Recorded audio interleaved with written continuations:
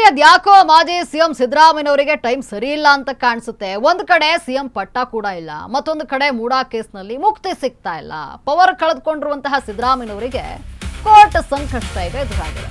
ಯಾಕೋ ಎಲ್ಲೋ ಒಂದು ಕಡೆ ಮಾಜಿ ಸಿಎಂ ಸಿದ್ದರಾಮಯ್ಯನವರ ಟೈಮ್ ಸರಿ ಇಲ್ಲ ಅಂತ ಕಾಣಿಸ್ತಾ ಇದೆ.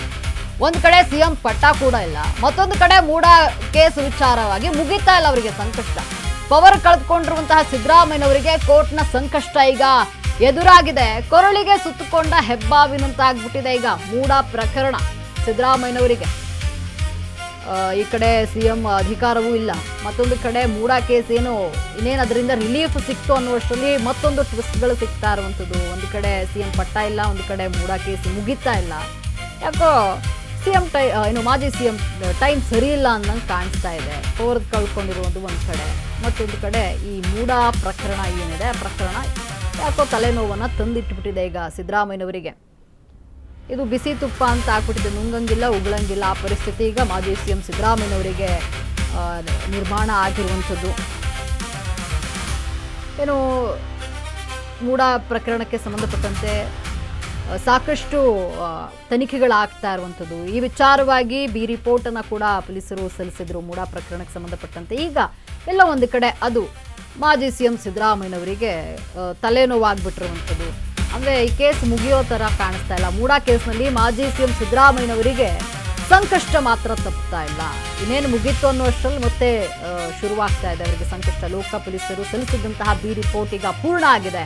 ಕರ್ನಾಟಕ ಹೈಕೋರ್ಟ್ನಲ್ಲಿ ಸ್ನೇಹಮಯಿ ಕೃಷ್ಣ ಈಗ ಪ್ರತಿಪಾದನೆ ಮಾಡಿದ್ದಾರೆ. ಈ ಹಿಂದಿನ ಆದೇಶವನ್ನ ರದ್ದು ಮಾಡುವಂತೆ ನ್ಯಾಯಾಲಯಕ್ಕೆ ಸ್ನೇಹಮಯಿ ಕೃಷ್ಣ ಮನವಿ ಮಾಡಿದ್ದಾರೆ. ಅರ್ಜಿದಾರರ ಪರ ಹಿರಿಯ ವಕೀಲೆ ಲಕ್ಷ್ಮಿ ಅಯ್ಯಂಗರ್ ವಾದವನ್ನ ಮಂಡಿಸಿದ್ದಾರೆ. 10,000 ಪುಟಗಳಷ್ಟು ದೊಡ್ಡದಾಗಿದೆ ಈ ಬಿ ರಿಪೋರ್ಟ್.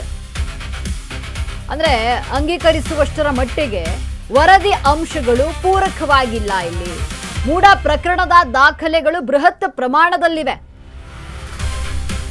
ಪೆನ್ ಡ್ರೈವ್ ಮೂಲಕ ದಾಖಲೆ ಸಲ್ಲಿಕೆಗೆ ಅನುಮತಿಯನ್ನ ನೀಡಲು ಈಗ ಮನವಿಯನ್ನ ಮಾಡಲಾಗಿರುವಂಥದ್ದು. ಅಂದ್ರೆ ಮೂಡಾ ಪ್ರಕರಣ ಏನಿದೆ ಅದು ದೊಡ್ಡದಾಗಿದೆ. ಈ ಒಂದು ಪೆನ್ ಡ್ರೈವ್ ಅವಶ್ಯಕತೆ ಇದೆ, ಅದಕ್ಕೆ ಅನುಮತಿ ನೀಡಬೇಕು ಅಂತ ಹೇಳಿ ಮನವಿ ಮಾಡಿರುವಂಥದ್ದು. ಮೂಡಾ ಕೇಸ್ನಲ್ಲಿ ಮಾಜಿ ಸಿಎಂ ಸಿದ್ದರಾಮಯ್ಯನವರಿಗೆ ಸಂಕಷ್ಟ ಮಾತ್ರ ತಪ್ತಾ ಇಲ್ಲ. ಲೋಕ ಪೊಲೀಸರು ಏನು ಬಿ ರಿಪೋರ್ಟ್ ಅನ್ನ ಸಲ್ಲಿಸಿದ್ರು ಇದರಲ್ಲಿ ಮಾಜಿ ಸಿಎಂ ಸಿದ್ದರಾಮಯ್ಯನವರಿಗೆ, ಈಗ ಅದು ಅಪೂರ್ಣ ಆಗಿರುವಂಥದ್ದು. ಕರ್ನಾಟಕ ಹೈಕೋರ್ಟ್ನಲ್ಲಿ ಈಗ ಸ್ನೇಹಮಯಿ ಕೃಷ್ಣ ಮತ್ತೆ ನ್ಯಾಯಾಲಯದ ಮೊರೆ ಹೋಗಿದ್ದಾರೆ. ಈ ಹಿಂದಿನ ಆದೇಶವನ್ನು ರದ್ದು ಮಾಡುವಂತೆ ಮನವಿ ಮಾಡಿದ್ದಾರೆ.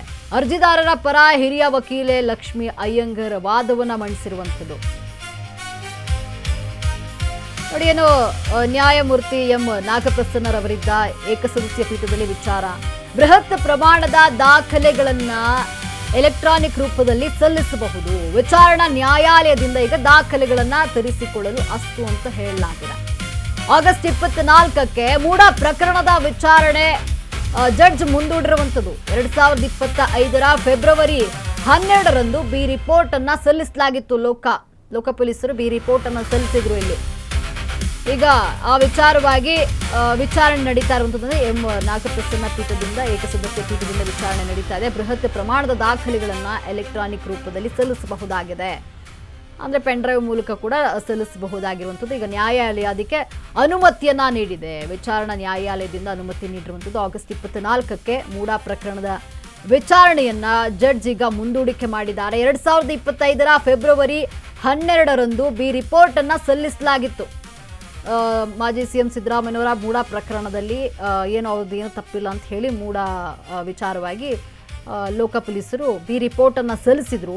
ಅದನ್ನ ಪ್ರಶ್ನೆ ಮಾಡಿ ಸ್ನೇಹಮಯಿ ಕೃಷ್ಣ ಮತ್ತೆ ಕೋರ್ಟ್ ಮೊರೆ ಹೋಗಿದ್ರು. ಈಗ ದಾಖಲೆಗಳನ್ನ ಸಲ್ಲಿಸಲು ನ್ಯಾಯಾಲಯದ ಮೊರೆ ಹೋಗಿದ್ದು ಅಸ್ತು ಅಂತ ಹೇಳಿರುವಂಥದ್ದು. ಅಂದರೆ ಇನ್ನು ಎಲೆಕ್ಟ್ರಾನಿಕ್ ಅಂದರೆ ದಾಖಲೆಗಳನ್ನು ಸಲ್ಲಿಸಲು ಎಲೆಕ್ಟ್ರಾನಿಕ್ ಅನ್ನು ಬಳಸ್ಕೊಳ್ಬಹುದಾಗಿದೆ. ಅಂದರೆ ಪೆನ್ ಡ್ರೈವ್ ಅವಶ್ಯಕತೆ ಇದೆ ಅಂತ ಹೇಳಿ ಸ್ನೇಹಮಯಿ ಕೃಷ್ಣ ಮನವಿ ಮಾಡಿದ್ರು. ಈಗ ಅದಕ್ಕೆ ಕೋರ್ಟ್ ಅಸ್ತು ಅಂತ ಹೇಳಿದೆ. ಇದರಿಂದ ಎಲ್ಲೋ ಒಂದು ಕಡೆ ಮಾಜಿ ಸಿಎಂ ಸಿದ್ದರಾಮಯ್ಯನವರಿಗೆ ತಲೆನೋವಾಗಿರುವಂಥದ್ದು. ಒಂದು ಕಡೆ ಸಿಎಂ ಪಟ್ಟ ಇಲ್ಲ, ಮತ್ತೊಂದು ಕಡೆ ಈ ಮೂಡಾ ಕೇಸ್ ಮುಗಿತಾ ಇಲ್ಲ. ಇನ್ನೇನು ಮುಗಿತ್ತು ಅಂತ ನೆಮ್ಮದಿಯಿಂದ ಇದ್ದಂಥ ವೇಳೆಯಲ್ಲಿ ಸ್ನೇಹಮಯಿ ಕೃಷ್ಣ ಮತ್ತೆ ಅರ್ಜಿಯನ್ನು ಸಲ್ಲಿಸಿದ್ದಾರೆ.